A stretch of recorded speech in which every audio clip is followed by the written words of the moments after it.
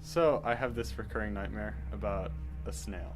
It's basically I've never been told directly or like gotten a message to my brain that says if you touch this snail you'll die, but it's kind of like when I see the snail I know that it is coming to kill me. And I've seen this snail in many places. It's shown up at the weirdest times.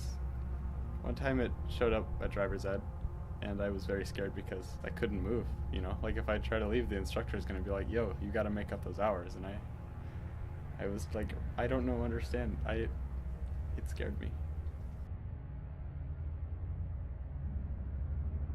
So I used to have this dream where um, I'd be at my dad's apartment and he would leave to go to the grocery store and this guy would come in and like I'd hide my brother and I'd put him in this closet and he'd end up like finding my brother and it's like I was trying to control the dream but I couldn't really wake up from it and he'd like go in the closet and get my brother and he'd like take him to this like dark scary bathroom that we had in my dad's apartment and like he'd kind of like beat my brother until like he was like soaking in blood and everything and I couldn't really I tried to wake up from it but I couldn't wake up from it and I'd wake up right as he would leave and that was like the dream.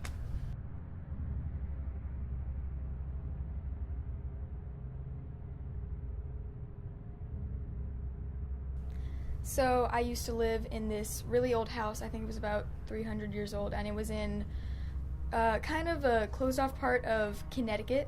And it had a main house, and it had a guest house. Now it's a guest house, but it was the original schoolhouse of the town Roxbury in Connecticut. And when when it got modernized and turned into just kind of a little house, an author moved into it and wrote all these books and became pretty famous around Connecticut. But then he stopped being able to write good stories and went crazy, and he supposedly either killed himself in that house or just died some other way of being crazy or something. But now he supposedly haunts the house, and we have a security camera that detects movement, so we make sure that no one breaks in the guest house and steals anything.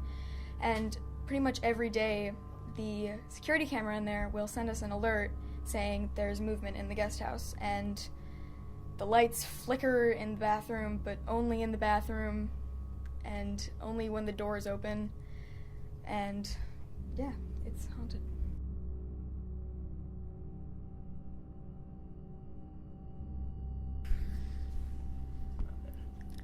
About 5 or 6 years ago, I was me and my friend we were obsessed with this guy named Mothman.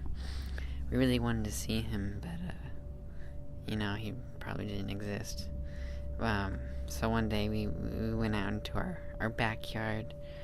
We went to look for him, and it was during some music festival, so there were spotlights shining in the air.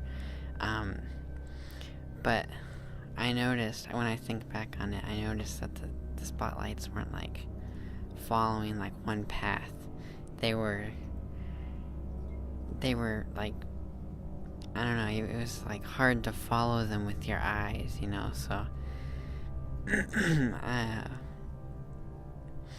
I realized that it almost looked like someone was controlling them, and they were like looking for something. And all of a sudden I got a chill down my spine, and then my friend looked at me and he said, "Do you feel something?" And I said, "Yeah."